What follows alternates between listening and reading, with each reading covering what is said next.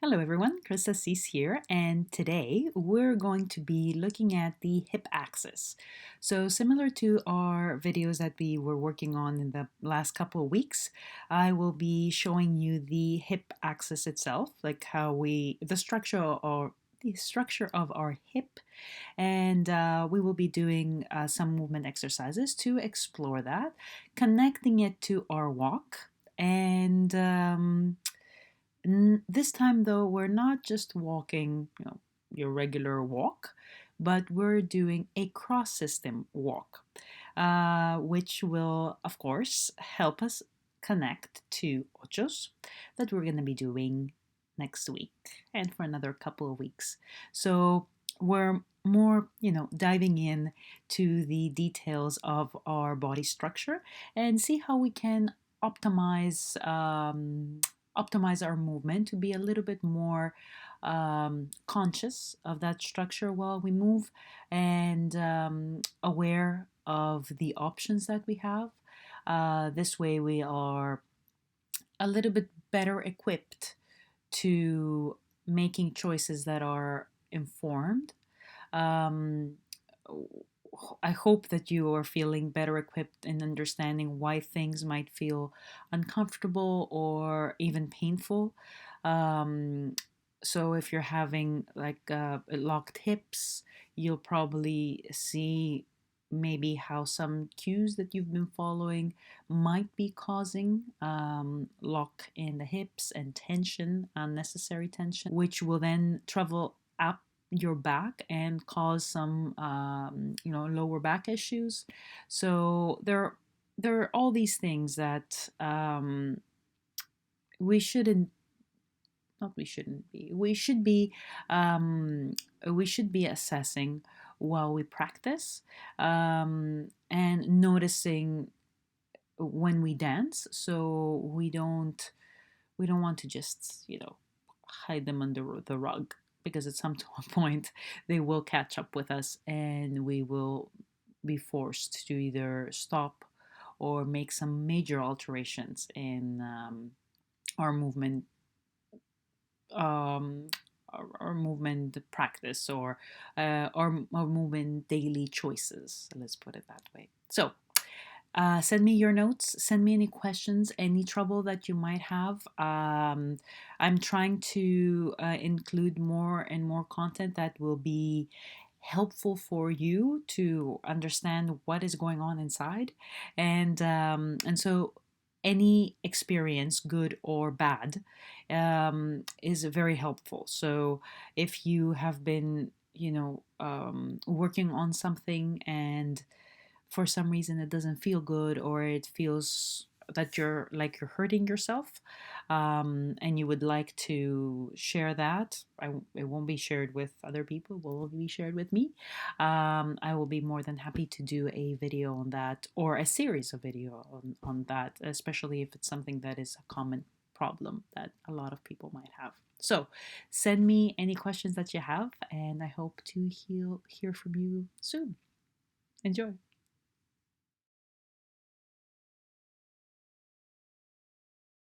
So if we take a look at the hip structure, we will notice that the leg comes in and meets the pelvis, and not in a square or rectangular or 90-degree sort of angle, but it's set in an oblique position, against an oblique object that is the pelvis. So based on this, you can imagine that if you move the thigh bone around the hip axis, like I am doing here, then the alignment will not, as you can imagine, will not be square, because none of this is square. So we're talking about a curved object placed on another curved object on an oblique position against an object which is again on an oblique position. So it couldn't be this. Can we do this, which is a 90-degree straightforward lift of the leg? Of course we can, but as we're zooming in, we can see how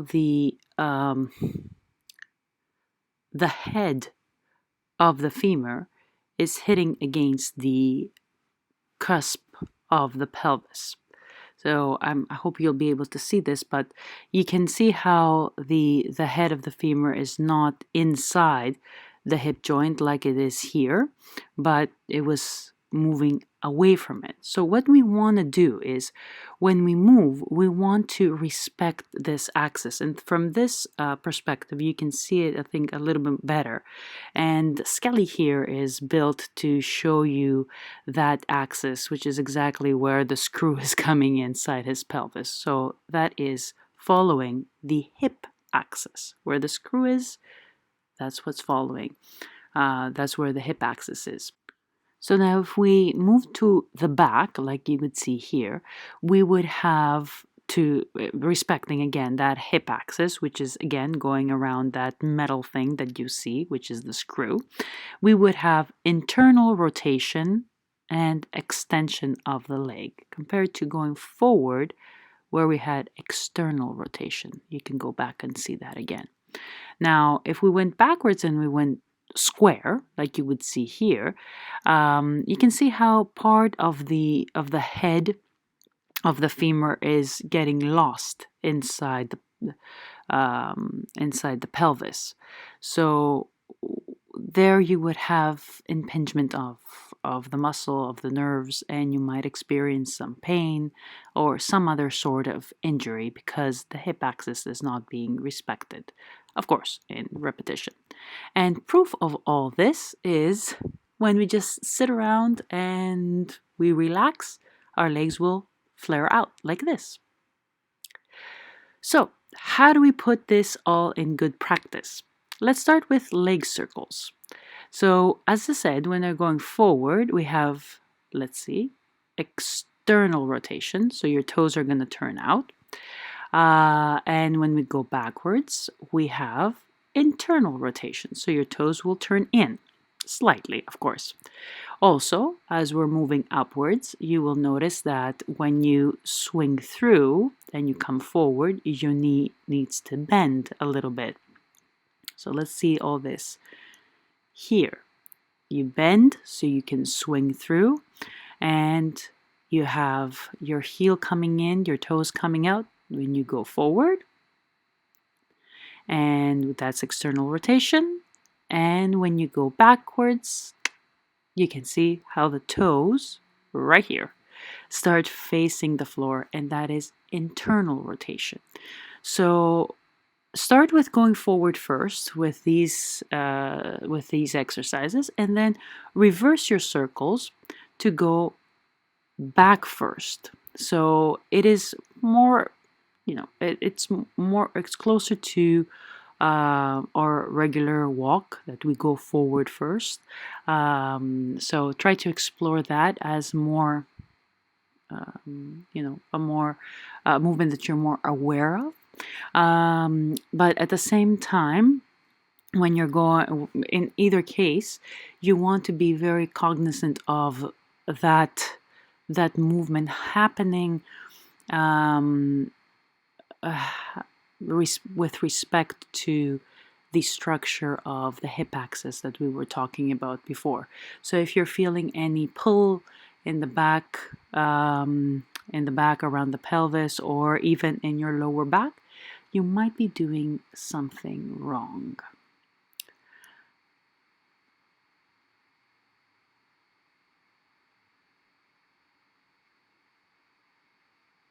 So in this one, what we're going to do is focus on the hip axis of the standing leg. So before we were focusing on the hip axis and moving around the hip axis of the free leg.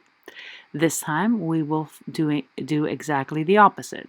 And as if we have no mechanism of disconnecting the upper from the lower body, we're going to swing a whole, whatever is free of weight, that is everything aside from our standing leg, forward and back. So while you're doing this, you want to feel though that swing is happening sorry, around the hip axis of the standing leg. The reason for that is, even though most of the times we focus on the free leg, it is important to become aware of what is happening on the standing side, so we're not using too much tension, too much muscle to control a situation that does not need to be controlled. So, of course, this is an exaggeration, right? You don't swing forward and back like this. But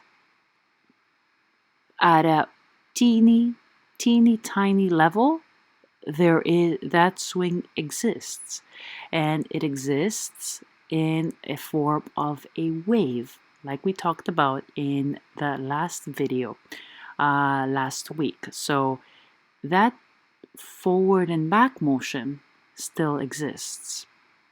To further connect the dots, I want you to notice that this is not just swinging forward and back. It is also, there's also an up and down, and there is a crisscross action that you're probably feeling. So let's see all this right here when we add forward steps to it. There we go. So the crisscross, you can see it's quite obvious. And you can also see that one shoulder is a little bit higher than the other. And again, we don't dance like this. However, you want to exaggerate these motions as much as you can to feel them, to become aware of them. And then you can start toning down. We'll have the opportunity to do that even in this practice. So connecting the dots to our first, to how we started this video. Remember when I was showing you with Skelly, when he extended the leg back, it wasn't straight back, but it was a little bit on the diagonal to respect that oblique position and oblique orientation of the hip axis. So you can see here in my back steps how that internal rotation is manifested. And in my forward steps, you can see it here, right? In my forward steps, you can see how the heel is coming in a little bit and the leg is not on a straight line, but a little bit diagonally in, right? You can see it here as I'm coming in towards you. So on a diagonal, heel coming in, toes flaring out, to respect the hip axis as we saw it on our skeleton in the beginning of this video. So to sum things up before we keep on going, it is not a straight 90-degree rectangular square movement that we have, but it is more like a triangle. You see the triangles in the movement? Like you can almost, like, if you choose like the one hip and then the two shoulders, you can create diagonal lines there that create, you know, some form of a triangle. So let's try to feel these triangles as we move in our tango walk. Of course, this is conceptual. This is like a map for you to better understand your movement. But even through this concept, you can see that instead of forming a square between the upper and the lower body, it is more in the shape of a triangle between the hip and the two shoulders, and to get a more 3D sort of animation, you can imagine triangles from on each side of you, the right and the left. And now something that we usually do not talk about. Cross system. This would be your parallel, and This would be your cross. So what happens? We've been talking about respecting the axis and all that stuff, but what happens when you want to go in a cross system?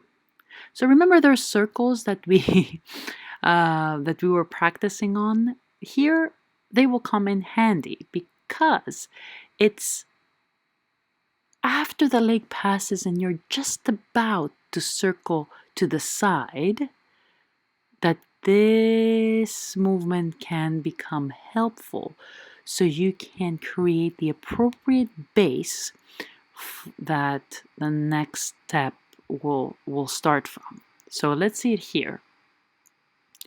We're here. We do the circle. We take a step right here and see how that sets me up in the appropriate direction for that next step. So I want you to reorient yourself and go straight back. Doesn't matter if you're a leader or you're a follower, just for now, so you can feel the difference between going straight back, and that's straight in many quotes, and going in a cross system. So playing within parallel and cross. So let's see this again here. See how this sets you up? This slight, almost like a pivot, but not a pivot. So with the reorientation of the foot and the knee and the hip and the upper body, you can go from one side of your partner to the other. You're walking in the cross system, your partner is walking in parallel, meaning respecting their lines, not crisscrossing, let's put it that way, and plain tango rules. Another thing that will be very, very helpful here is those side triangles that we were talking about. So if we go, as we're going to start going forward again, I want you to pay attention now to the upper body. Notice that it is not square. It is move the shoulders.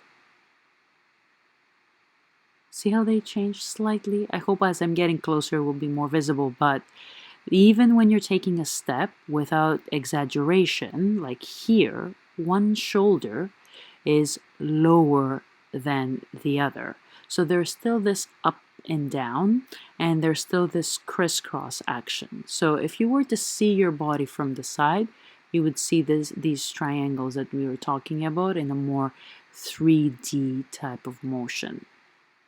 You still experience this here when you're moving backwards and a parallel system, but especially in the cross system that sets the base for our pivots and ochos, you feel it more.